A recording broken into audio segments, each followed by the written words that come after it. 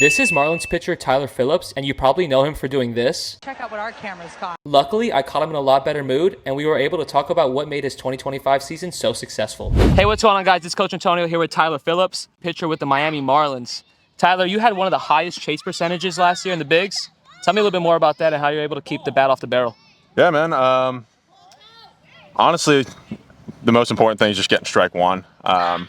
Once you get the hitter on their heels a little bit, I think that's going to help you set yourself up to throw those chase pitches. I've been in professional baseball for some time now, so I've had some good education on how to read hitters, and that's something that I try to take pride in. I'm still not perfect at it. I think for myself, I'm at a surface level, but I do just try to look for what, just to simplify it, I try to look for what the hitter's trying to do. Most guys get in the box with an approach. If you can find their approach, I try to exploit that. Obviously, my strong suit, sinker, sweeper, for righties, and for lefties, not so much. So I usually revert to like a curveball or whatever I can do.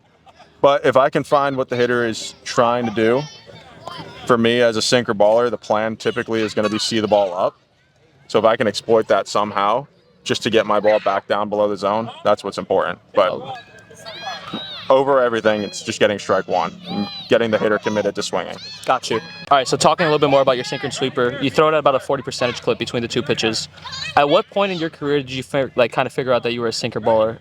It took me some time, to be honest. I used to throw a four-seam back before metrics and analytics became like the cool thing to do. I was drafted in 15, nothing. I used to throw a bad four. I think I got to Double-A in 2019. And that's when it started becoming a thing. The Astros were big with it, the Dodgers, the Yankees, all these big market teams. And the Rangers were trying to play catch up. That's who I was drafted by. And they told me I had a dead zone fastball. Didn't know what that meant. And at the time, the sexy thing to do was to throw the four seam. Garrett Cole was doing it. Verlander was doing it. I had a really good depthy curveball. So obviously a light bulb goes off in the head where it's like, hey, let's get the vert on the fastball. Let's get the curveball right below it. I wasn't good at it. There's a lot of things anatomically that people can do. My arm, there's so much you can get into. My vertical approach angle, my arm slot, my release point, my height. It just didn't work for me to throw a What is your vertical approach four-seam. angle? Is it a negative? I'm not sure. I'd have to take a look. But I have a lower slot. Right.